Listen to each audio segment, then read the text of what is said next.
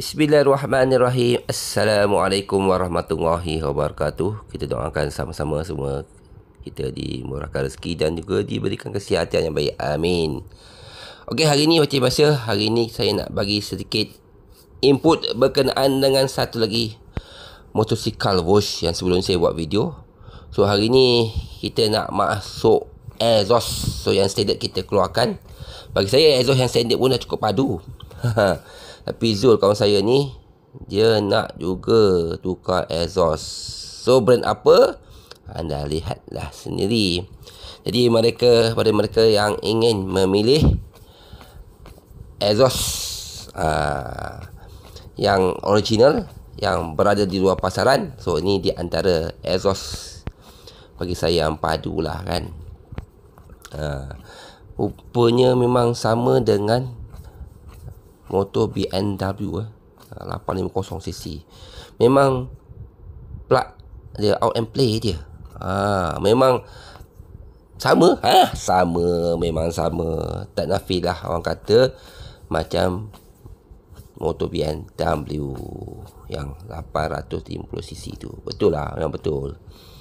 Memang sama. So exhaust ni adalah daripada BMW tersebut. So kalau kita nak beli untuk exhaust, so kita boleh pilih jenama dari BMW pun boleh masuk untuk motosikal wash ni. Kan? Memang padu lah. Memang saya saya exhaust ni performance untuk motosikal ni bila kita pakai, saya cuba memang best. Daripada bunyi dia padu, memang lebih lawas.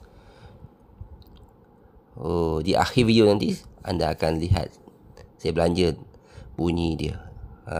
So kita berada di Tentan, di Seremban. Okey.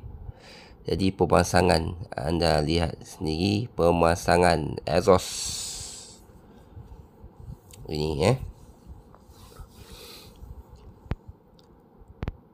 Siapa yang dah beli motosikal ni wash yang 900X ni kan, bagi saya spek yang diberikan atas motosikal ni sangat padu lah.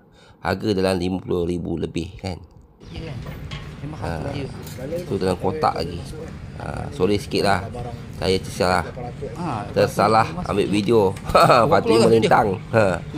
Jadi menegak lah pula.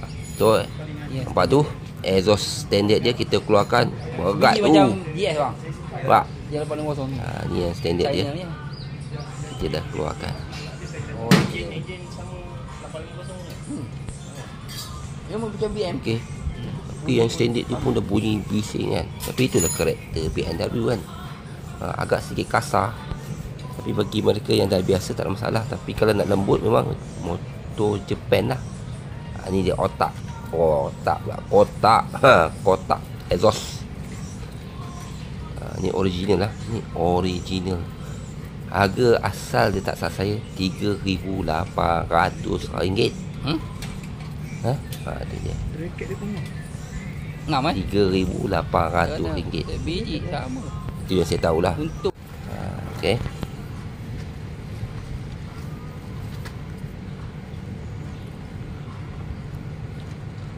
Payah juga nak keluarkan hari tadi. Ni nak masuk balik. Okey. Okey, jom kita belanja bunyi exhaust ni. Padu ke tak padu? Okey, bagi komen dalam video ni. macam dia punya lah. Macam dia punya.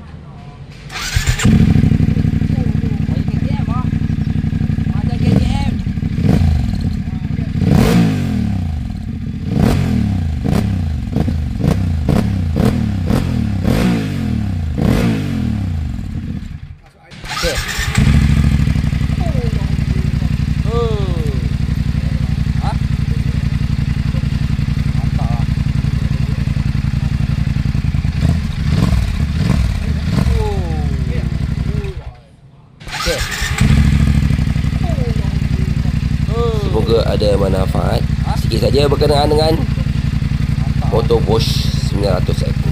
Okey, assalamualaikum warahmatullahi wabarakatuh. Terima kasih.